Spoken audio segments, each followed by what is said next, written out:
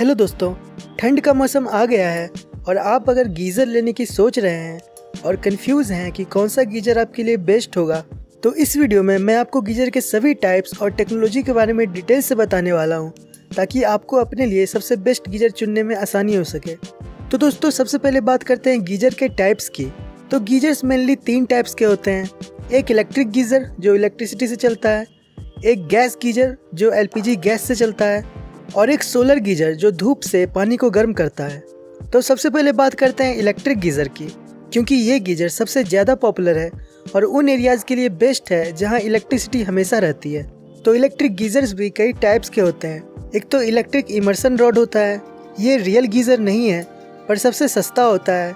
इसे पानी के बाल्टी में डुबाया जाता है। हालांकि इसमें बिजली की खपत ज़्यादा होती है, क्योंकि खुली बाल्टी है तो एटमॉस्फेयर में हीट लॉस ज़्यादा होता है और पानी गर्म करने में बहुत टाइम लग जाता है, जिससे ज़्यादा इलेक्ट्रिसिटी बिल आता है। इसके बाद आता है रियल गीज़र जो 2 टाइप्स में आता है। एक है इंस्टेंट गीज़र और एक है स्टोरेज गीज़र। इंस्टेंट गीज़र में पानी जल्दी गर्म हो जाता है 1-2 मिनट में ही, इसीलिए इसका टैंक छोटा होता है। जैसे 3 लीटर, तो आपको 3 लीटर गर्म पानी तुरंत मिल जाएगा। उसके बाद थोड़ा वेट करने पर आपको दोबारा 3 लीटर पानी मिल जाएगा। वहीं स्टोरेज गीज़र में बड़ा टैंक होता है गर्म पानी का स्टोरेज करने के लिए, जैसे 15 लीटर 25 लीटर। तो इसमें पानी को एक बार गर्म करना होता है और आधे घंटे में ये टैंक को फुल गर्म कर देता है, ताकि आपको आराम से पानी मिलता रहे। इंस्टेंट गीज़र में पानी जल्दी गर्म होता है, तो इसकी बिजली की खपत भी बहुत ज़्यादा होती है, जैसे 3000 वाट से लेकर 4500 वाट तक। वहीं स्टोरेज टैंक वाला गीज़र पानी को धीरे गर्म करता है, तो ये 2000 वाट तक बिजली की खपत करता है। तो आपका ये क्वेश्चन होगा कि इंस्टेंट गीज़र या स्टोरेज गीज़र में कौन सा चूज़ करना चाहिए बाथरूम के लिए। तो दोस्तों, इंस्टेंट गीज़र बाथरूम के लिए उतना सही नहीं है, और इसका नुकसान ये है कि एक तो इसमें रुक के पानी आता है, जिससे आपको बार आपको गर्म पानी का इंतज़ार करना पड़ेगा। और इसमें यह भी प्रॉब्लम है कि अगर आप जल्दी पानी निकाल लेते हैं तो आपको कम गर्म पानी मिलेगा, और अगर आप थोड़ी देर से पानी निकालते हैं तो आपको ज़्यादा गर्म पानी मिलेगा। तो ऐसे टेम्परेचर चेंज होने से आपकी हेल्थ ख़राब हो सकती है।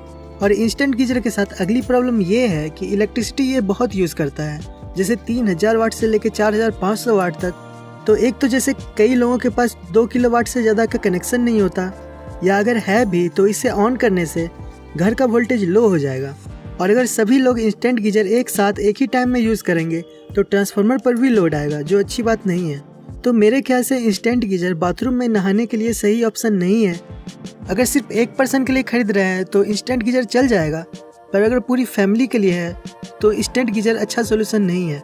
वैसे इंस्टेंट गीज़र दूसरे कामों में ज़्यादा यूज़फुल हो सकता है, जैसे किचन सब में या बेसिन सब में, जहां हाथ धोने के लिए आपको तुरंत गर्म पानी मिल जाएगा। अब इसके बाद बात करते हैं स्टोरेज गीज़र की। वैसे घुमा फिरा के स्टोरेज गीज़र भी इंस्टेंट गीज़र जितनी ही इलेक्ट्रिसिटी यूज़ करता है। इंस्टेंट गीज़र एक बार में ज़्यादा इलेक्ट्रिसिटी यूज़ करता है पर कम देर चलता है।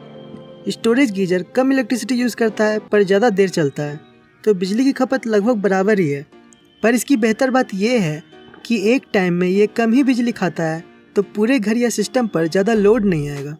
और स्टोरेज गीज़र की बेस्ट बात यह है कि इसमें स्टोरेज टैंक होता है, जो पानी को सेट टेम्परेचर पर गर्म करके स्टोर कर लेता है, जिससे आपको नहाने के समय पानी लगातार मिलता है और एक सेम टेम्परेचर पर मिलता रहता है, जो नहाने के लिए परफेक्ट है। तो आपको दूसरे कामों के लिए इंस्टेंट गीज़र लेना चाहिए और नहाने के लिए स्टोरेज गीज़र लेना चाहिए। तो ये थी गीज़र की खूबियाँ। अब इसकी खामियों की भी बात कर लेते हैं। तो इसकी सबसे बड़ी प्रॉब्लम है कोरोजन। गर्म पानी टैंक में ज़्यादा देर तक रहता है, तो पानी के सॉल्ट्स और मिनरल्स टैंक्स में कोरोजन करते हैं। तो अगर आपके एरिया में पानी हाई TDS का है तो आपके स्टोरेज गीज़र की लाइफ थोड़ी कम हो जाएगी।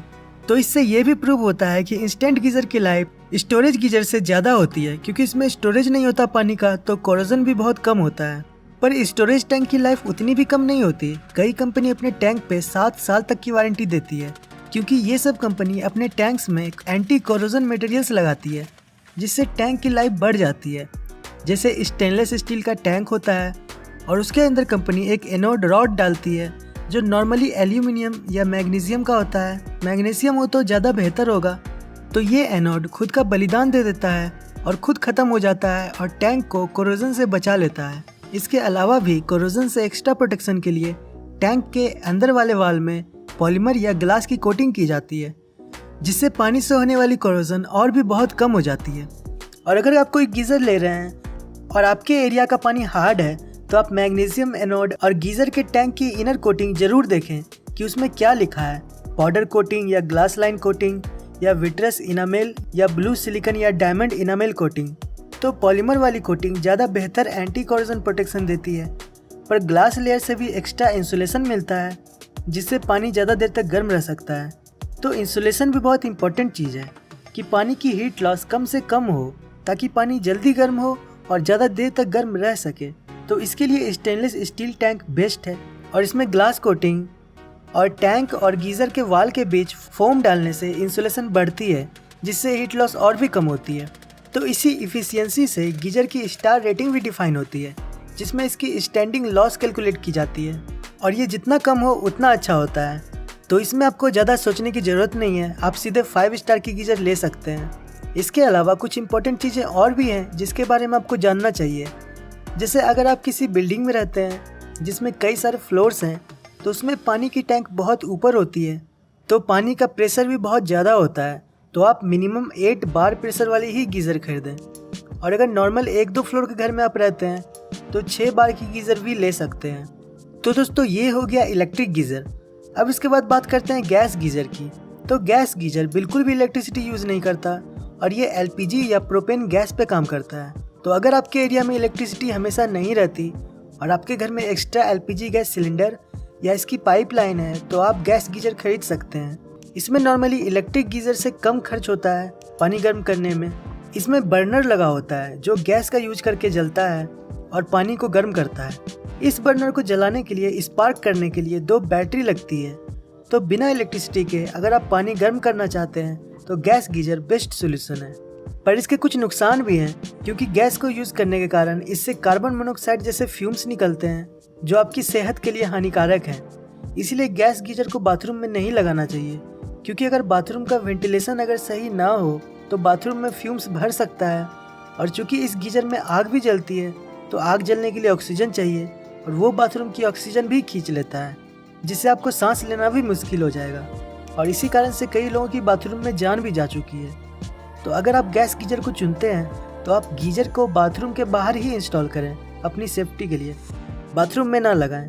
गैस गीज़र ज़्यादा पॉपुलर भी नहीं है इसलिए गैस गीज़र के बहुत कम मॉडल्स आपको मिलेंगे और इंस्टेंट टाइप में ही मिलेंगे, स्टोरेज नहीं मिलेगा। वी गार्ड, ओरिएंट, बजाज जैसी कंपनी बनाती है गैस गीज़र। अब इसके बाद दोस्तों बात करते हैं सोलर गीज़र्स की। दोस्तों सोलर गीज़र्स अच्छा तो होता है पर बहुत महंगा होता है और जगह भी काफ़ी लेता है, इसीलिए ये बहुत पॉपुलर नहीं है। इसमें फ्लैट प्लेट या राउंडेड प्लेट होता है और ऊपर एक टैंक होता है जिसमें पानी गर्म होता है।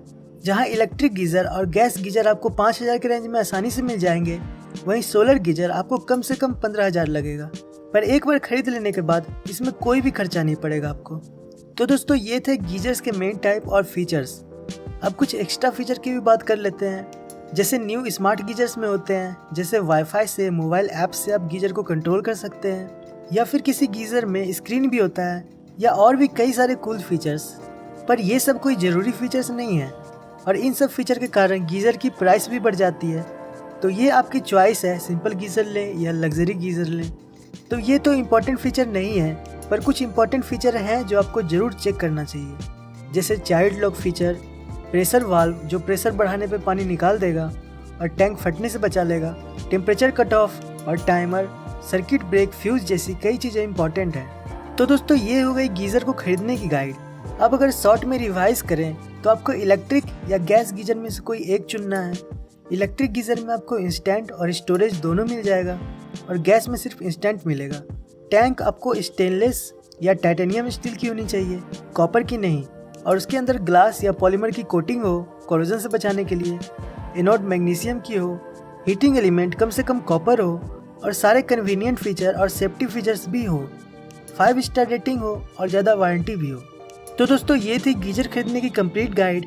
तो आई होप कि ये सभी पॉइंट से आपको अपने लिए नए गीज़र को खरीदने में आसानी होगी। तो अगर आपको ये वीडियो अच्छा लगा तो प्लीज़ लाइक, कमेंट, शेयर कर दें और मेरे चैनल को सब्सक्राइब करना और बेल आइकन को क्लिक करना भी ना भूलें। So thanks for watching.